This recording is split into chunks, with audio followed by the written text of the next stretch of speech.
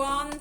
I hope you feel like your English is getting better and better, because today we're going to be studying that structure, the comparative and also the superlative. So let's go. Let's have a look at the general rules for comparatives and superlatives. You probably already know these, but we're going to look at those and a few other structures that could be useful for you.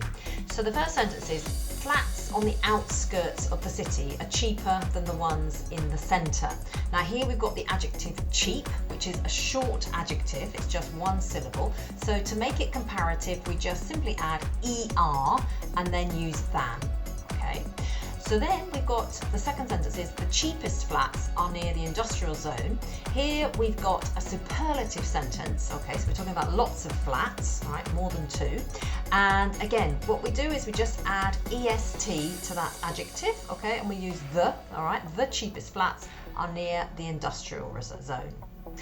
Now, be careful with the next sentence. Our new house is bigger than our old one. Now here the rule is the same. We're adding er to the comparative, but be careful with the spelling, because here we have consonant, vowel, consonant, and so we have to double the consonant. So we use bigger. So our new house is bigger than our old one. And in the same way with the superlative, Susan lives in the biggest house on our street. So here we've also doubled the consonant. Now, here we've got, in the next sentence, we've got a longer adjective. The red shoes are more comfortable than the blue ones. Now, comfortable has three syllables, comfortable, all right? So here, with adjectives that have more than one syllable, we have to use more, or in the superlative, most, because it would be very difficult to say comfortabler, all right? That would be really difficult. So the red shoes are more, and then the adjective, just the base adjective, comfortable, yeah? And the superlative, the brown shoes are the most comfortable, all right? Because we can't say comfortable est, that would sound really strange. So the most comfortable, so that's with adjectives that are more than one syllable long. I feel much happier at university this year. So here we've got the adjective happy, and we've got the Y. We change that to an I when we make the comparative. Okay. And in the same way, the happiest moment of my life was when my baby brother was born. So again, we change that Y to an I in the superlative.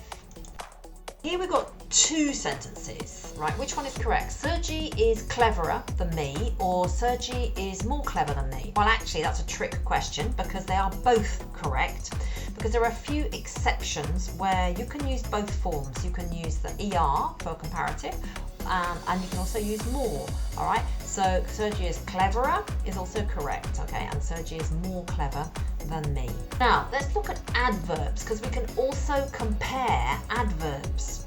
So here we've got, this class works than my other class. So we're going to use the adjective rapid, and we're going to change it into an adverb. So to do this, it's a little different. We add more or the most if it's superlative, more if it's comparative, or the most if it's superlative, and then we add ly to the adjective. So this class works more rapidly than my other class, and in the superlative, this class works the most rapidly. Then there are a few irregular adjectives, so let's see if you can think what the comparative and superlative are for these three adjectives. So good, what is the comparative and the superlative of good? Well, you may know it's better and the best. And for bad, bad is worse and the worst. And far, here there are two possibilities. You can have farther and further, and farthest and furthest. Usually to talk about distance, but there is a little exception with further. We can also use further to mean extra. So for example, you could say, you may need some further practice before the exam. This would mean that you need some extra practice before the exam.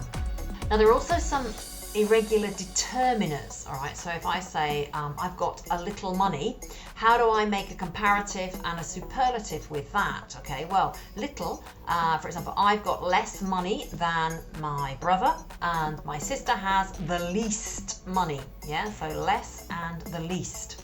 Few, okay, we can have fewer and the fewest. Okay, that would be for countable nouns. Then much and many would be more and the most. We've also got some ways of talking about differences. Okay, so let's just have a look at some sentences. I need a little longer in order to understand this grammar. So here it's like a bit longer, a little longer, right? A bit longer. My new flat is much bigger than my old one. Yeah, it means it is a lot bigger than my old one. Your son is by far the best player on the team. Okay, so he's a really, really good player. So we use this by far and with the superlative. And here, I'm far better at maths than my brother. This one we use with comparative. So I am much better at maths than my brother. I am far better at maths than my brother. The rent in this neighbourhood is less expensive than in the city centre. So less means not as much. Okay, it's cheaper. All right. Ironing is my least favourite chore. Okay, so it's the thing I really, really hate. Yeah, the thing I hate most. My husband earns slightly less than me. Slightly means a little less than me.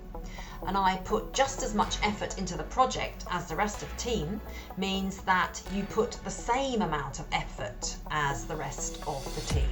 The test wasn't nearly as difficult as I had imagined, so I thought the test was going to be really, really difficult, but actually it was quite easy.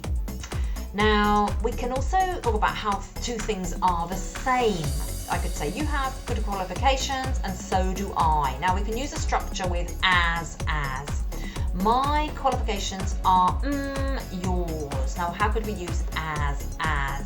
My qualifications are as good as yours. So they are the same as yours. We just put the base adjective in the middle there.